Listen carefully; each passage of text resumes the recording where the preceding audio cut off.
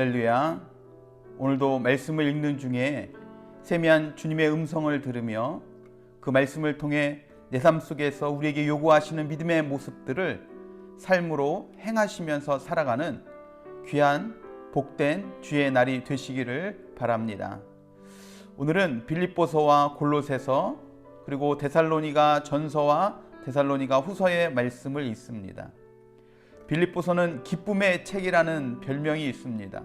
4장밖에 되지 않는 짧은 편지 속에 기쁨 또는 기뻐하라 라는 단어가 무려 16번이나 나타나게 됩니다. 그리고 많이 등장하는 단어가 바로 그리스도입니다. 많은 고난과 환난과 내분이 있었지만 그럼에도 그리스도로 인해 기뻐할 것을 이야기하고 있는 말씀입니다. 골로새서는 그리스도는 만유보다 우월하신 분임을, 탁월하신 분임을, 유일한 신앙의 대상임을 이야기하고 있습니다. 이단인 그노시스주의의 영과 육에 대한 이원론적인 사상을 골로새 교회에 좋지 않은 영향을 주고 있었기 때문에 영은 선한 것이고 육은 모든 물질들은 불완전하고 악하며 육체도 물질에 속하기 때문에 모든 것이 악하다라고 이야기하는 그 이단 사상, 이 이야기는 그러니까 창조와 예수님의 인성까지도 잘못된 영향을 주게 되었고, 그것에 대해서 사도 바울은 그리스도에 대한 올바른 이해를 돕고 새 사람이 된 성도로서 바람직한 생활의 태도는 무엇인지에 대해서 기록해서 골로새 교회에게 보낸 편지가 바로 이제 골로새서가 됩니다. 데살로니가 전서와 후서는 예수 그리스도의 재림을 다룹니다. 예수님이 재림하시기까지 어떻게 우리가 살아야 하는지와 재림이 어떻게 일어나는지에 대해서 설명하고 있습니다. 데살로니가 전서에서는 심판주로 재림하시는 그리스도, 성도의 모범이 되시는 그리스도에 대해서 이야기하며 거룩하게 살고 서로 위로하며 그리스도의 재림에 대한 확신과 부활에 대한 소망으로 고난을 이겨낼 것을 이야기를 하고 있습니다. 그리고 데살로니가 후서에서는 그리스도의 재림에 대한 오해를 바로잡기 위해서 전서에는 언급되지 않았던 것들을 기록해서 보냅니다. 또한 고난 가운데 있는 그리스도인들을 위로하며 그들이 해야 될 의무에 대해서 기록하고 있는 말씀입니다. 특별히 주의 재림을 핑계로 일을 열심히 하지 않고 무질서하게 사는 그리스도인들을 권면해서 바로잡고자 보낸 서신이 바로 이 말씀입니다. 그 중에서 오늘은 골로새서 3장의 말씀을 통해서 우리가 함께 은혜를 나누겠습니다. 골로새 3장에서는 그리스도와 함께 사는 새 사람으로서 어떻게 살아야 하며 또 그것에 대해서 중요한 이야기들을 말씀하고 있습니다. 2장 20절 말씀서부터 시작된 이야기에서 그리스도와 함께 하는 새로운 사람의 모습은 첫 번째는 그리스도와 함께 죽었기 때문에 세상의 규례, 세상의 방법이나 세상의 문화에 순종하지 않아야 된다라고 이야기를 하고, 두 번째는 그리스도와 함께 살리심을 받았기 때문에 땅의 것을 생각하지 말고 위의 것을 생각하며 살아갈 것에 대해서 이야기를 하고 있습니다. 그러면서 왜 위의 것을 찾아야 됩니까? 1절 말씀에 그곳에 그리스도가 계시기 때문이다 이야기합니다. 다시 말해서 우리는 늘 주님을 찾고 생각하고 주님 중심으로 살아가야 된다 하는 것입니다. 그렇게 주님 중심으로 살기 위해서 구체적으로 어떻게 살아가는지에 대해서 이야기를 하고 있는데, 5절에서는 첫째, 땅의 지체를 죽이라 라고 그렇게 이야기합니다. 이것은 대신관계, 하나님과 우리와의 관계를 파괴하는 음란과 부정과 사욕과 악한 정욕과 탐심을 죽이라 라는 말입니다. 왜요? 이런 것들로 말미암아 하나님의 진노가 임하기 때문이다 라고 사도 바울은 이야기하고 있습니다. 그리고 7절 이하에서는 이제는 대인 관계에 대해서 사람들 사이에서 어떻게 살아야 되는지 이야기하는데 말을 조심할 것에 대해서 이야기합니다.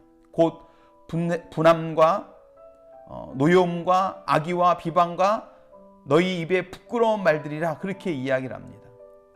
그러면서 이제는 우리가 거룩하고 사랑받는 자의 모습으로 긍휼과 자비와 겸손과 온유와 오래 참음과 용서의 삶을 살아가야 됨에 대해서 이야기를 하고 있고, 이 모든 것들을 행하는 이유, 거룩하고 사랑받는 자의 삶은 삶의 원동력은 사랑이어야 됨에 대해서 계속해서 이야기를 하고 있습니다. 그렇게 온전한 그리스도인으로서 하나님과의 관계 그리고 사람과의 관계가 어떠해야 되는지 이야기하다가 3장 15절서부터 17절까지는 온전한 그리스도인으로서 하나님과의 관계뿐만 아니라 사람과의 관계뿐만 아니라 본인 스스로의 모습은 어떤 모습이 되어야 하는지에 대해서 이야기를 하고 있습니다. 여러분, 그리스도인으로서 우리가 마땅히 품고 살아가야 될 마음의 태도가 무엇이겠습니까? 바로 감사입니다. 그래서 15절 말씀에는 감사하는 자가 되라 라고 이야기합니다. 16절에서도 감사하는 마음으로 하나님을 찬양하라 라고 이야기하죠. 17절 말씀에서도 하나님 아버지께 감사하라 라고 이야기하고 있습니다. 그러면서 이렇게 감사함으로 살아가기 위해 필요한 것이 과연 무엇인가 하는 거죠. 여러분, 무엇이 있으면 우리가 감사하며 살아갈 수 있겠습니까? 무엇이 있으면 우리가 감사하는 자가 되고 감사하는 마음으로 하나님을 찬양하고 하나님 아버지께 정말 감사의 영광을 돌리며 살아갈 수 있겠습니까? 여러분에게 무엇이 주어진다면 여러분 그렇게 살아가실 수 있겠습니까? 사실 우리의 감사를 잘 생각해 보면 대부분 상대적인 감사를 할 때가 참 많습니다. 무언가가 잘 되면 감사, 잘 되지 않으면 감사하지 못합니다. 지난번에는 감사가 됐는데 똑같은 일이지만 이번에는 감사의 마음이 지난번과 같지 않습니다. 왜 그렇겠습니까? 우리의 감사의 조건이 상대적이기 때문에 그렇습니다. 하지만 성경은 늘 우리에게 절대적인 감사를 요구합니다. 어떤 특별한 환상이나 어떤 특별한 생활에서의 감사가 아니라 범사에 감사하라 라고 그렇게 우리에게 이야기하고 있습니다. 모든 환경과 모든 상황을 뛰어넘어서 늘 감사함으로 살아갈 수 있는 방법, 그게 과연 무엇이겠는가 하는 거죠. 오늘 본문 15절 말씀에 그렇게 이야기합니다. 그리스도의 평강이 너희 마음을 주장하게 하라. 너희 평강을 위하여 한 몸으로 부르심을 받았나니 너희는 또한 감사하는 자가 되라 라고 말씀합니다. 그리스도인으로 부름받은 나의 존재에 대해서 말씀해 주고 있습니다. 저와 여러분은 무엇을 위해 부름받았다고 이야기합니까? 평강을 위해 부름받았다는 겁니다. 그렇다면 어느 곳에서 어떤 관계 속에서 평강을 위해서 부름을 받았는가 하는 겁니다. 우리는 한 몸이라는 단어에서 힌트를 얻을 수 있습니다. 평강을 위해 한 몸으로 부르심을 받았으니 그리스도의 평강이 우리의 마음을 주장하게 하라라는 말씀입니다. 감사는 마음에서부터 우러나오는 진실한 감사가 있어야 합니다. 그런데 진정한 감사가 있기 위해서는 어떤 일이 중요한 것이 아닙니다. 관계가 중요하다 하는 것입니다. 부모가 용돈을 주면 좋고 기쁘고 감사할 겁니다. 그런데 용돈이 감사하다면 그 감사는 얼마 가지 못합니다. 금액이 똑같다면 그 감사의 마음이 예전 같지 않을 수도 있습니다. 그렇지만 그 용돈을 주신 부모님과의 관계로 인해서 감사하다면 그 감사는 계속될 수 있다 하는 겁니다. 하나님께서 무엇을 해주셨습니다. 당연히 감사해야겠죠. 하지만 그 감사가 진정한 감사가 되려면 하나님과의 관계가 중요하다 하는 것입니다.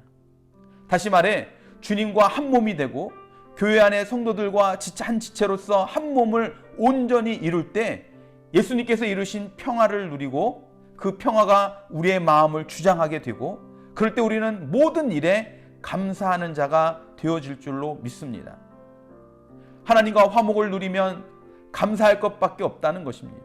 하나님과 화목하면 하나님이 무엇을 해주셔서가 아니라 하나님께서 존재 자체만으로도 하나님의 존재 자체만으로도 우리는 감사할 수 있게 되어질 줄로 믿습니다. 그 외에도 16절에 그리스도의 말씀이 너희 속에 풍성히 거하며 라고 말씀하고 17절에 또 무엇을 하든지 말에나 이래나 다 주 예수 그리스도의 이름으로 하라라고 말씀하고 있습니다. 그러니까 그리스도의 평강, 하나님과의 화목을 이야기하는 것이고 그리스도의 말씀 중심의 삶을 이야기하는 거고 그리스도의 이름, 그러니까 무엇을 하든지 그리스도의 이름으로 하라는 것은 청지기 의식을 이야기하는 것입니다. 이것이 분명할 때 우리는 환경과 상황을 뛰어넘어 늘 감사함 속에 살아가는 감사하는 자, 진정한 그리스도인이 되어질 줄로 믿습니다. 그런 의미에서 우리 스스로에게 한번 질문해 보길 원합니다. 나는 하나님과 화목한가? 그리스도의 평강이 내 삶 가운데 있는가 하는 것입니다. 특별히 오늘 우리는 맥주 감사 주일로 예배를 함께 드립니다. 지난 6개월을 돌아보면서 하나님 앞에 감사할 것들을, 많은 조건들을 찾지만 그 조건들로 인해서도 우리가 하나님 앞에 감사함으로 나아가지만 그런 조건들이 없어도 우리가 하나님 앞에 감사하며 나갈 수 있는 방법이 무엇이겠습니까? 바로 하나님과 화목함이 있으면 가능하다 하는 것입니다. 여러분, 바라기는 오늘 하루 나는 하나님과 화목한가? 그리스도의 평강이 내 안에 있는가? 여러분, 이 질문에 대한 답을 곰곰이 여러분 삶 속에서 찾아보시길 바랍니다. 그리고 하나님과의 관계, 우리 주님과의 관계로 인한 정말 진정한 감사가 우리 삶 가운데 충만하여서 하루하루 매일매일의 삶이 감사함으로 살아가는 귀하고 복된 날이 되시기를 주님의 이름으로 축원합니다. 기도하시겠습니다. 할렐루야. 사랑과 은혜가 풍성하신 주님, 우리가 온전한 그리스도인으로서 이 땅 가운데 살아가기 위해서 하나님의 평강이 우리 마음을 주장하게 할 때에 우리가 온전히 감사하며 하나님의 백성답게 살아갈 수 있음을 우리가 오늘 말씀을 통해서 보게 됩니다. 그 많은 것들 중에 이 감사에 대한 것, 하나님과의 화목에 대한 것들을 우리가 집중하며 오늘 묵상해 보기를 원합니다.